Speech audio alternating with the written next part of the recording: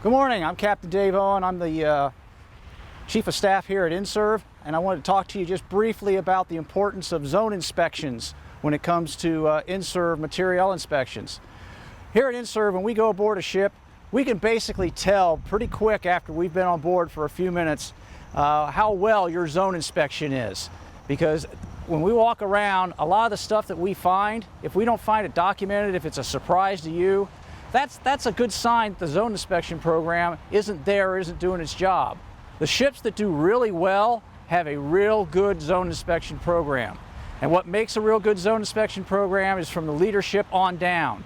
Usually you find the XO and the CO are involved, the chief's mess is involved. And it's a great opportunity to train your junior officers and personnel. Get those khakis out there, have them show them around a space, show them what to look for. And I can't overemphasize, you don't want to be looking at your own spaces. You want chiefs, you want officers from other divisions looking at different division spaces so that they can find the stuff that you go by every day and just you miss it because you become tunnel vision to it. Again, I just want to emphasize, we take a look at, we don't grade specifically your self-assessment, but we do note it and we do document it and look at the discrepancies.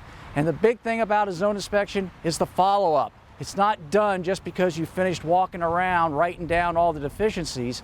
You need to document those deficiencies, you need to follow up, you need to correct them, and the ones you can't get corrected need to be in that CSMP. We typically find the ships that do well have a strong zone inspection program. The ships that don't do so well, not so much. Have a great day.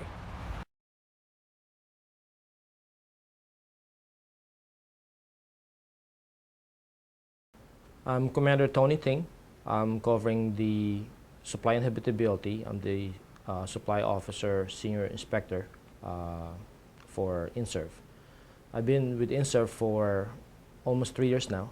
I have inspected 70 ships, and of those 70 ships, 8 ships received a satisfactory grade or a grade of green for habitability.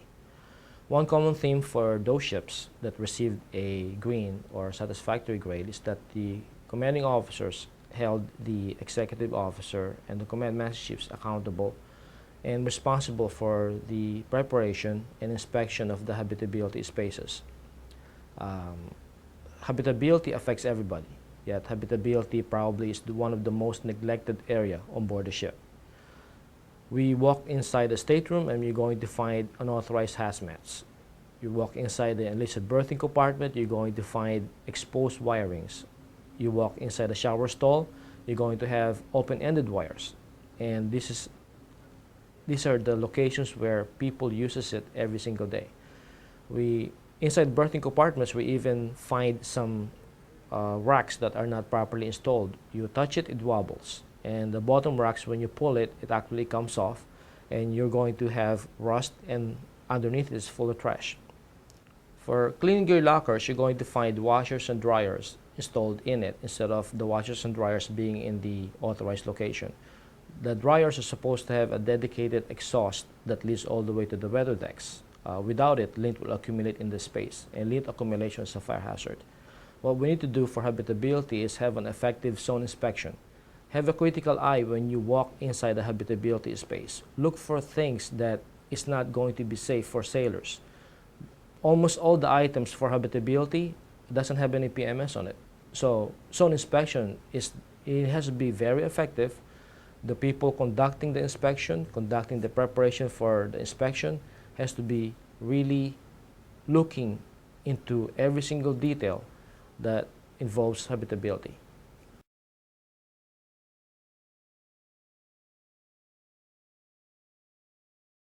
Now I want to talk about supply. We start on day one, inspecting the post office and dispersing, and head on to the sanitation inspection. Everybody thinks that when we do a sanitation inspection that it is a white glove inspection. Actually, it's not. We look for the process. Do they really know how to follow the basic sanitation procedures? It can be as simple as checking the temperature of a reach and reefer, and almost all the equipment in the galley are 440 volts. You don't want to combine 440 volt equipment, personnel, and exposed wirings. Yet, when we walk inside a galley, we normally find exposed wirings, open and ended wires for the ovens, griddles that are covered with grease underneath the wirings, and the grease traps that are actually touching exposed wirings underneath the griddles. These are items that with the PMS associated with it. PMS needs to be conducted properly, and it has to be effective. It has to be checked, and to make sure that it is being, every single step on the PMS card are being followed. We then head on to the storerooms for supply. We start with the reefer and the chill box. The reefer and chill box requires to have deck gratings, yet some of the deck gratings are not secured in place. Some slides, some had gaps. So if you're carrying a box and you have gaps on the deck grating, it is a slip hazard and it is a trip hazard. Some are covered with ice up to 4 inches. And some of them, the reefers, the condensers are actually not working. It's food temp-wise, the freezer is required to be 0 degrees or below, 0 degrees Fahrenheit or below. Yet we've seen some reefers where it's all the way up to 40 degrees. So we are not following the basic sanitation procedure, keeping the food in the proper temperature. We then head to the other supply storerooms where we often find personnel painting over rust. The deck is rusted, but instead of preparing it for painting, they basically just paint over rust, and it's not doing the storeroom any good. We need to store things properly. So instead of high seas and instead of in cases of rough seas, we know that the personnel on all those parts will not be falling into anybody. We then conclude the inspection by checking the hazmat storerooms and all the other items that involves supply, like laundry, the grease interceptor hood, and the laundry spaces. For the grease interceptor hood, or we call it the GIH, the most common hit are the Detroit switches. There's a PMS card associated with it, yet it is not being performed. Nobody's checking it. Nobody's, in case of fire, people will think that the Detroit switches and the fire toggle switches will actually work, but when you pull it, it's not going to stop anything. It's supposed to secure the ventilation and close the exhaust damper hoods. Yet some of the Detroit switches and the fail-safe switches that we check, it's not doing anything. So when we're doing PMS, we need to make sure that it is being conducted properly, that we follow every single step. And when we do the zone inspection for messing and berthing, especially for messing, inside the galley, inside the wardroom, inside the CPO mess, and in the storms, we need to make sure that we are checking for items that are not safe for sailors.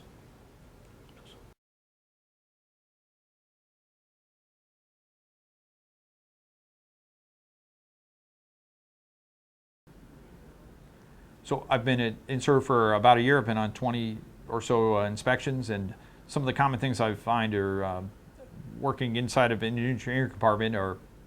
Yeah, that's fine. Take All your right. time. There's no rush here. Okay. I've been in... Right. Catch your breath. Give me about 3 seconds.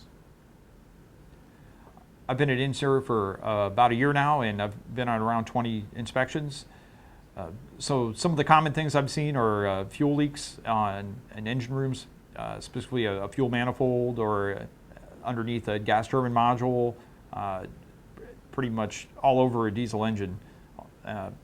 So what I look for when I'm inspecting a compartment for a fuel leak is I trace the fuel line from where it attaches to the engine all the way through the prime mover. And every fitting, I put my hand on it, I go underneath around it, I look at it with a mirror while the engine's operating, I look at the high pressure fuel side of the house and make sure that everything is intact. So there are no acceptable leaks for most fuel systems. So there's some small exceptions with inside the gas turbine module, and those that are, most people that know about them are aware of those small exceptions. But generally, you could say that there should be no fuel leaks in an engineering space. The second thing I see a lot of, the shafting issues. So line shaft bearings, having excessive leakage, and shaft seals that have excessive leakage. So you don't have to know a lot about engineering to walk down into to look at a shaft seal. If it's dumping out water, there's an issue there. There is an acceptable leakage rate. Those are defined by PMS or the tech manual for the system. If there should be engineers that are familiar with that on the ship, but you can really walk up to one and without knowing much about it and say, hey, that doesn't look right. And there's not a whole lot you can do there except for repair the seal or replace it. Third thing I see a lot of are loose fasteners or missing fasteners, and this happens a lot with new construction ships, but also with ships in service, where and that's important because it's an indication that there's work that's been done, and if I don't see the fasteners fully tight, that tells me that there's been some shortcuts taking place at somewhere along the repair. And on some ship classes, there's also issues where we have dissimilar metals, and the fasteners require isolation kits. And I've seen it where some personnel were not familiar with these isolation kits and installing regular fasteners or regular gaskets in places where there are dissimilar metals present. It's very important to put the right isolation kits in because it takes a lot of effort to inspect something like that afterwards and identify that discrepancy. So if someone installs the wrong hardware or the wrong isolation kits in a dissimilar metal, on dissimilar metals where it's required, you're going to get corrosion and a failure of the metal before you realize that there's a problem there. So I know how to look at that because I've seen it on multiple ship classes where these isolation kits are required, but it's going to be difficult. It's going to be difficult for someone to come in after the fact that's not familiar with that's not been trained in that area to identify those discrepancies. So it's off the track for zone inspections, but I think it's important for anyone that's operating a newer ship where there's aluminum or has titanium or any other exotic metal on it. So these are some of the things I've seen, and you'll be a step ahead if you're aware of how to look for those and make sure they're taken care of. There's also a variety of resources available to know what to go look for on how to conduct an inspection. And I'd recommend looking at INSURV's website for our checklist and also ATG's specifically for damage control, the ASA checklists that come out of there. And that's what you're looking for and during an inspection. So thank you.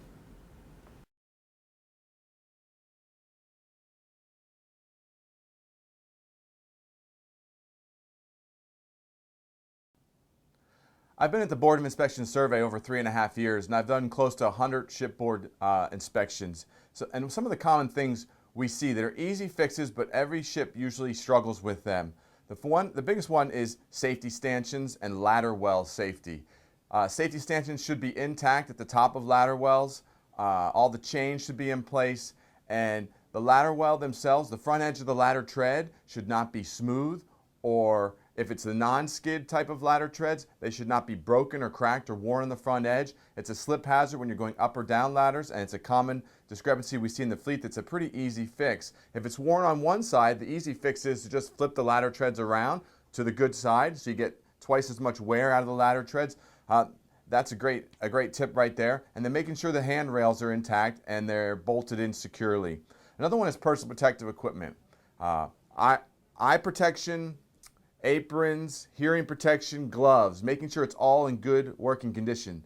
Very few ships we go to where we can't find at least a handful of the Mickey Mouse hearing protection that doesn't have the foam cushion on it, or it's intact, or it's not deteriorated.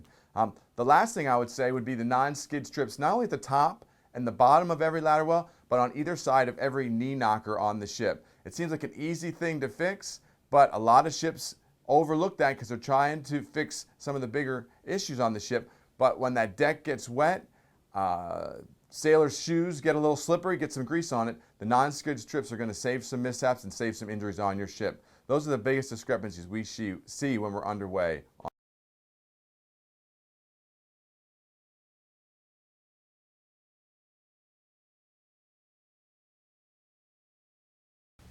Hello shipmates, my name is Lieutenant Commander Ed Quinones and I'm at INSURV. And I'm here to talk to you today about zone inspections, which I'm sure is a very exciting topic for many. Now, you may have heard from a lot of people about zone inspections and the programmatics and who's going to do it and how they're going to do it and the PMS cards and all that. But I would like to submit to you something from my 26 years of experience, having done many zone inspections, both as a maintenance man, a brand new seaman on the deck plate, all the way to department head, or from my tours at ATG, and then now my follow-on tour from INSURV. what I find is that zone inspections aren't just about a good, effective zone inspection program. It's about everyone doing their part every day. So we can talk about the zone inspection process, and we can talk about how everyone is mustered and everyone runs out to their spaces. But I would submit to you is that when all of you, from the captain all the way down to the seaman recruit, fireman recruit, airman recruit, all the way up back to the captain, when you walk on board that ship, first thing in the morning, what are you seeing? What level of detail are you taking, and what part are you taking in making sure that ship is good to go? In other words, sharp, crisp, clean. Many people associate zone inspections with a ship being clean or getting the trash out, or maybe the obvious things. But you got to dig a little bit further than that. It's not just about cleanliness or trash. We can all do that. But I would submit, who's looking at the space? What associated systems are part of that space? Who owns those spaces? And is the right person checking that space? So would I send a brand new sailor who's been on board for a month with a brand new Divo to go check out an auxiliary space? Probably not. Making sure you have the right mix of folks so they can learn from each other. You know, have the brand new Divo tail the captain or the XO or the CMC. Many things will be learned and things will be passed down from generation to generation. It's important. All of you walk through the ship every day, picking up, cleaning up, reporting, finding, and following up, because we all know one thing. In the Navy, we are great at making lists. But what happens to those lists once they're generated? And you don't have to wait for a zone inspection to get it done. I've heard many things about ships that are forward deployed in Japan, for instance, that are not able to get this, that, or the other. And so when INSURV comes on board, we see various levels of material readiness. But what I find is we actually had a ship that was forward deployed in Japan probably do the best inspection that I have personally ever seen. And why is that? Because everybody was engaged from the top down. They had an effective zone inspection program, but more important, they had an effective team on board the ship, knowing what to see, knowing what to look for, knowing what right looks like. So an effective training program, walking the deck plates, divos, checking your spaces out every day, chiefs helping the divos learn, and everyone taking part in that process every day. And if you guys do that, you'll have a ship-shaped ship that's safe to sail, ready to sustain combat operations anywhere in the world at a notice call.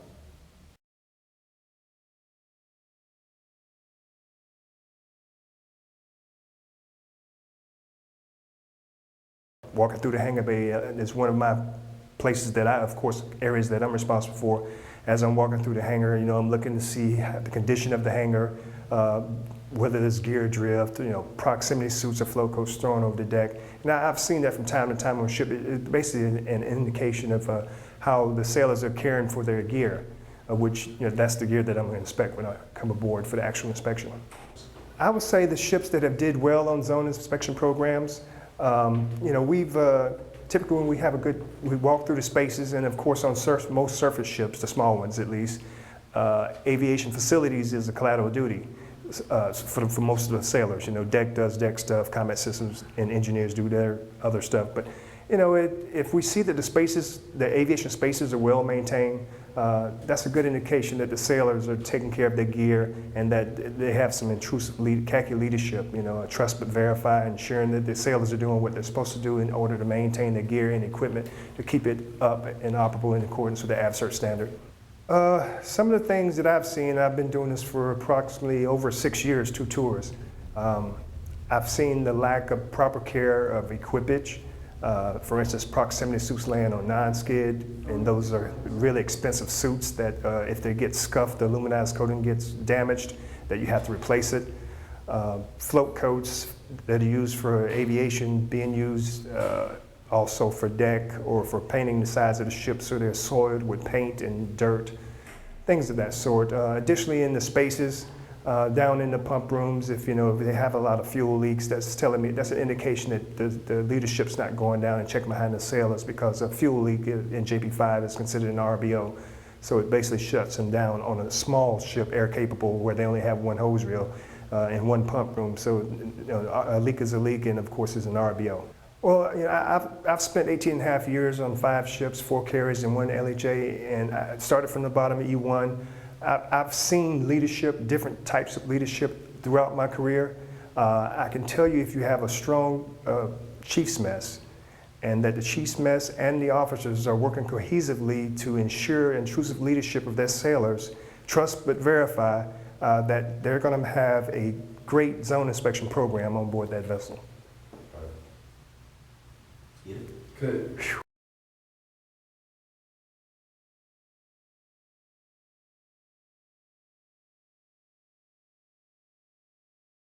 Okay, hey, I'm Doug Moreland. I've been in the Navy approximately 28 years. Started off as a fire controlman and crossed over into the LDO world after achieving the rank of chief. This is my second time at INSURV. I spent 3 years here before, and then I went away over to Singapore for 2 years, and I've been back just a little bit over a year. What I like to tell the ships and the department heads and stuff normally on day one or when we go over prior to coming for an inspection is, you know, you need to control what you can control. There's certain things you can't control. You can't stop a radar or a computer or a missile system from breaking. Those things happen. But what you can control is the cleanliness of your spaces. You can control securing for sea. You can control, you know, how well your spaces are preserved. That's all within your hands. You don't need any outside entity to help you with that. And that's what I like to tell the ships that, because that is only what they can control. You know, let the gremlins and things that come along, but take care of what you can take care of. And if you inspect your spaces, much like when you inspect your people, the better you inspect, the more you can expect those spaces and or your people to do well. Yes, sir. In a lot of combat system spaces, I give you, especially like in magazines and armories and stuff such as that, is they get kind of overwhelmed, especially anybody that knows how force protection gear and all that kind of stuff comes to the ships. They repeatedly, annually, year after year after year, you get new and better and more equipment and or stuff, if you will, but none of the other goes away. So you end up seeing where these spacers are just, you know, not for lack of trying, but are just overloaded with way too much stuff in them. They can't be secured for sea, and it gets to be just a hazard. And then it gets to where you can't even clean your spaces and stuff correctly because there's just too much stuff. You can't get to it. And then we routinely, not always, but you'll end up going into a magazine or something where you can tell where the young sailors kind of just went in and like painted over dirt and other things. Sometimes it happens. It's not the right thing, but it does happen. And again, I mean, you know, if you're doing a good job on your ship of maintaining your own spaces and inspecting your own spaces, you can get around turn on that. Those things won't have to happen. I would say that it's thorough and that you do it early and often. I know there's programs out there that tells you have to, or a ship says I will hit every department at least once a year or something in their spaces. Well, once a year by your CO or your XO going through the space is probably sufficient. But if you're the department head or division officer and or the chief, the deck plate leaders, you need to be in them spaces a lot more than that and inspecting their spaces a lot more than that. And then when that time does come for the commanding officer to come through your space, you'll be in good shape.